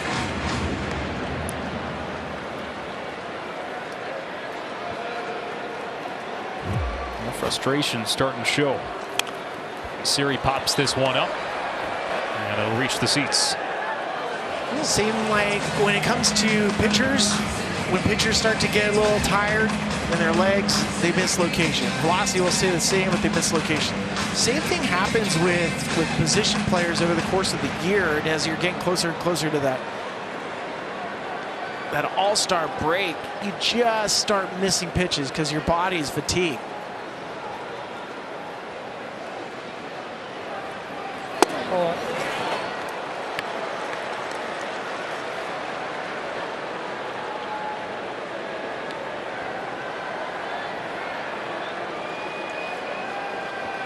Activity in the Rays bullpen. Pete Fairbanks as Siri fouls another one back.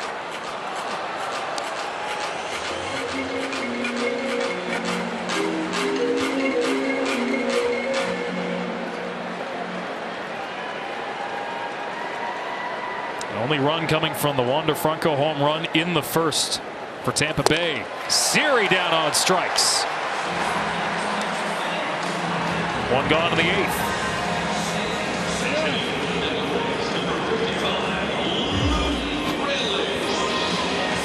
Anderson just reaches back and blows away Siri with the fastball. Had one earlier, fouled back. He was upset about it. This time it looked like he was sitting maybe a little bit off speed, soft.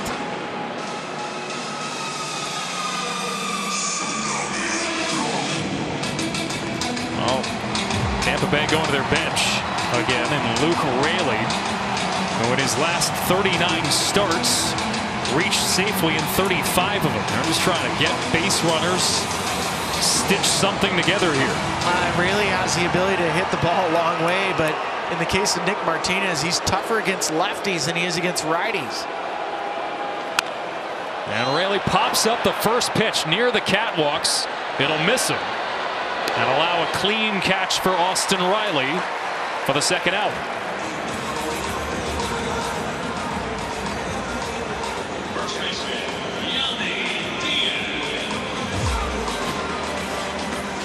There's that curveball. Lefties were hitting less than 100 against it. And as a pinch hitter, you're looking for a first pitch fastball, do some damage. Really, you're not quite going to have your timing down.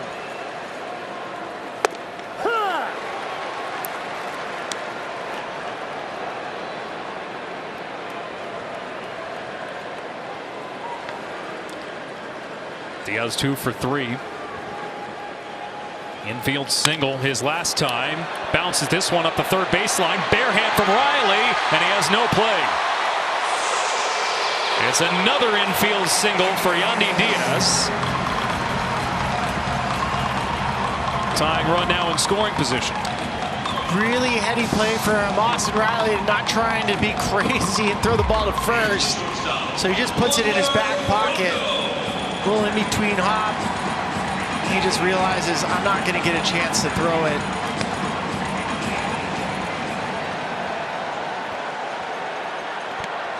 Here's Franco.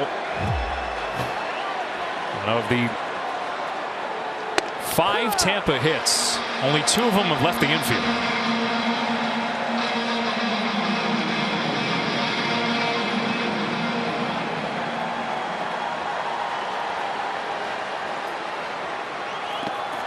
Block from Murphy. What a night he's had. You heard Trisha talk about Wander Franco, how these type of crowds getting a chance to play brings out the best in him. Well, here's your shot. 25,000 plus here at Tropicana Field. Ball and 2 strikes.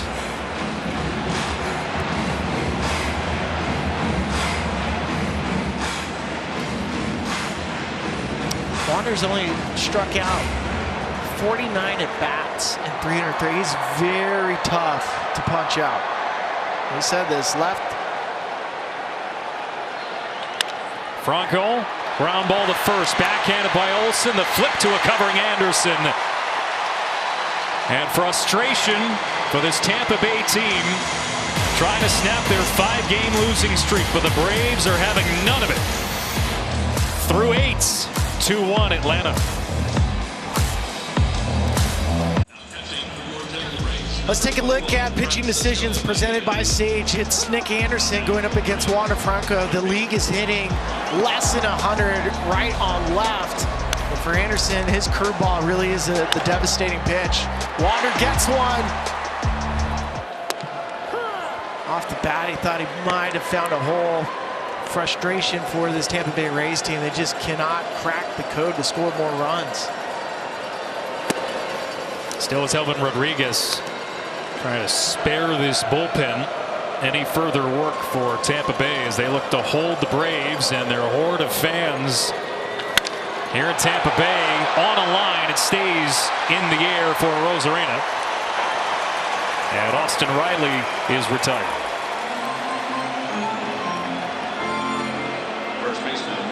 It's kind of what we expected. We knew both pitching staffs and the Tampa Bay Rays. Francisco Mejia is behind home plate now with the pinch hit of Luke Raley of Christian Bethancourt last inning.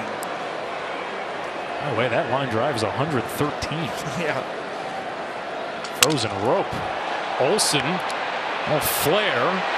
Rosarena again.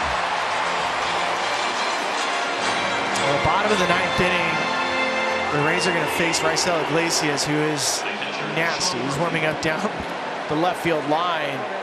And it'll be Josh Lowe, Randy Rosarena, and Harold Ramirez. So you do get the teeth of the Rays lineup.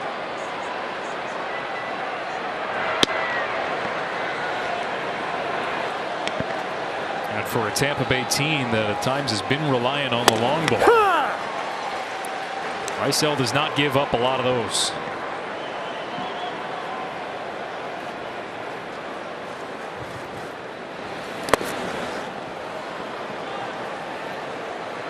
Sean Murphy, his 2-run homer, a go-ahead shot in the 4th. Good ball. 2-1. He's also thrown out 2 runners on the base paths. Yeah, basically Sean Murphy 2, Rays 1. Woo! 2-2.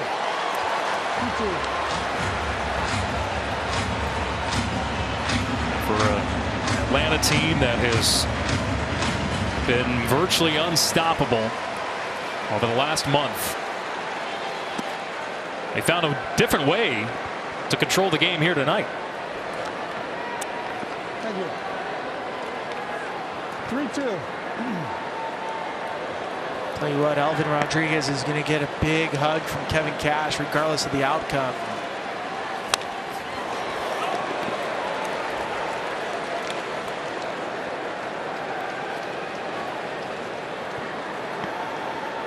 Rodriguez, such a difficult season. His first year in the big leagues last year with Detroit. Man. Well, he's certainly done his part. 5 strikeouts for Rodriguez in relief. Randy Rosarena is due up for the Rays in the bottom of the 9th. He'll face Raisel Iglesias as the Rays look to mount a comeback. Match day 24 on MLS Season Pass. Atlanta United be north of the border taking on CF Montreal. Coverage of that match and every other match begins at 6:55 Eastern exclusively on Apple TV. Lowe, Rosarena, and Ramirez, the last hope for the Rays as they take on the Atlanta closer Raisel Iglesias, making his 28th appearance of the year. El Ciclón, he's known as the Hurricane, another Cuban-born player, 3-pitch mix. He is nasty when he's on. 15 saves in 17 situations for Iglesias, who did take the loss against Cleveland last outing on Tuesday, an unearned run in the 10th. Yeah, he hasn't quite been as good as we've seen in years past. The league is hitting .365 against his fastball.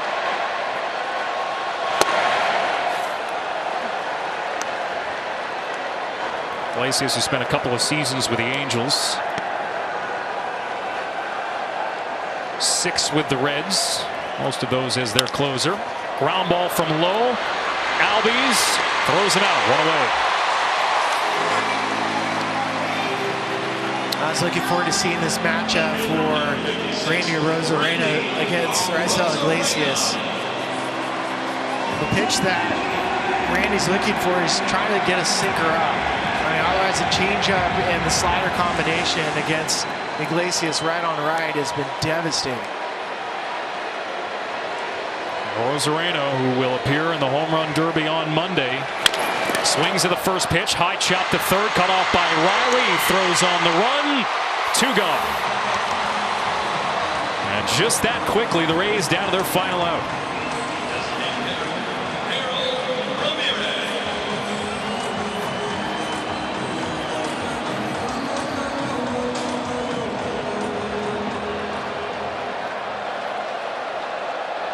This is the 3rd time that Iglesias will face Harold Ramirez. He's gotten the better of him.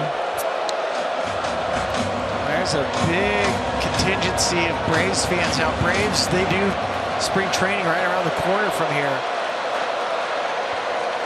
Hard ground ball, fair! Up the left field line into the corner. Ramirez rounds first. It's a 2-out double to keep the game going for Tampa Bay. That's pretty good for Harold Ramirez. He's now 3 for 3 against Iglesias. There's a changeup. It's up. One of the few hits against a changeup this season against it. Right on right. And Riley was hugging the line. He might not have been deep enough, especially with the way the carpet bounces. Now you got Taylor Walls, who came into the game with the chance to be a stud. Strike 1.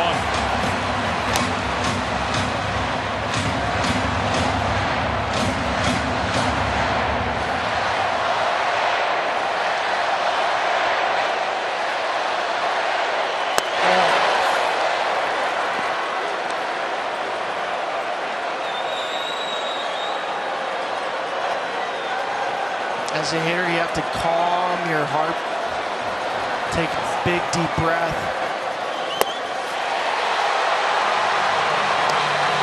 It's funny, defenders feel the tension in the air, too. I mean, there's always a sense of nervousness for everybody on the field, but more on Taylor Walls right now. Hitless in his last 13 plate appearances. And he's gone to end the ball game. Raisel Iglesias comes in to close it out. And the best team in baseball, the Atlanta Braves, continue to roll. A 2-1 victory over the AL-leading Tampa Bay Rays. Just 2 hits needed for Atlanta here tonight to get it done. Kind of the billing we thought we were going to see tonight. Maybe not as much offense, but we knew both teams were going to go back and forth. Sean Murphy, difference maker, both sides of the baseball, which is what one of the tenets of this Atlanta Braves team is. They play defense.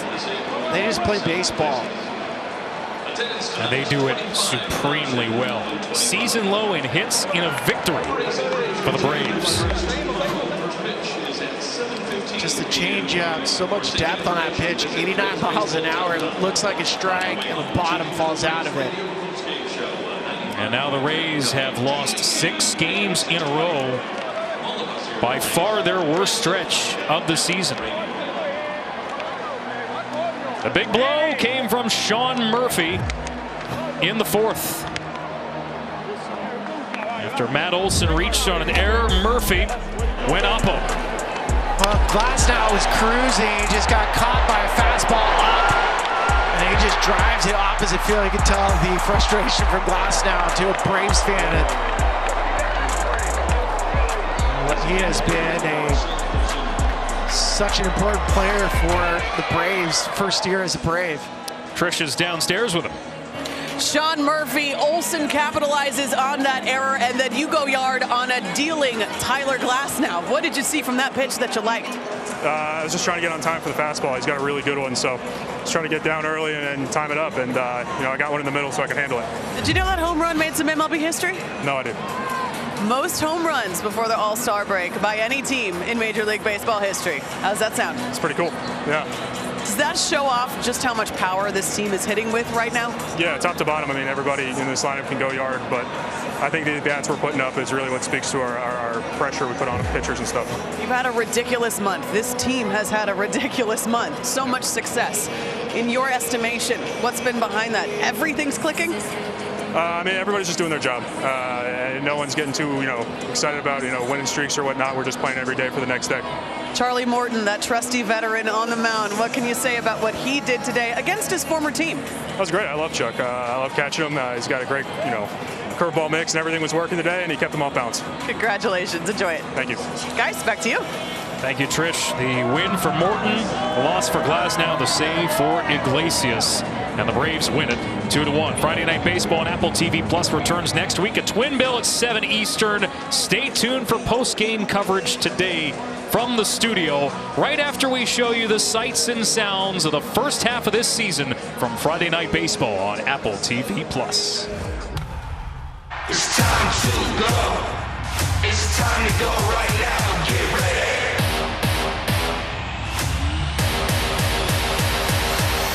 Make room cause we moving in, yeah. This time I came with friends, yeah. With my team we aim to win, yeah. Right now the show begins. Big first inning for us. Focus on your job and get this out right here. Mom, you don't have to take pictures. There's people over here that do that. That is how we play. Hit the ball, man! It's time to go. It's time to go right now. Get ready. It's gone! It's showtime for Shohei Ohtani. We gon' bring it to the house for the home team. Big plays, big wins for the whole team. What a play!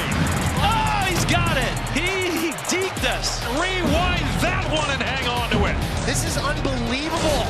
Juan Soto stares it down. Call homer for us, huh? Home run! How'd I do? That was great. What a play by Acuna! Nick Maton walks it off. Gone! A blast into the Allegheny. That was a good baseball game. For the whole team.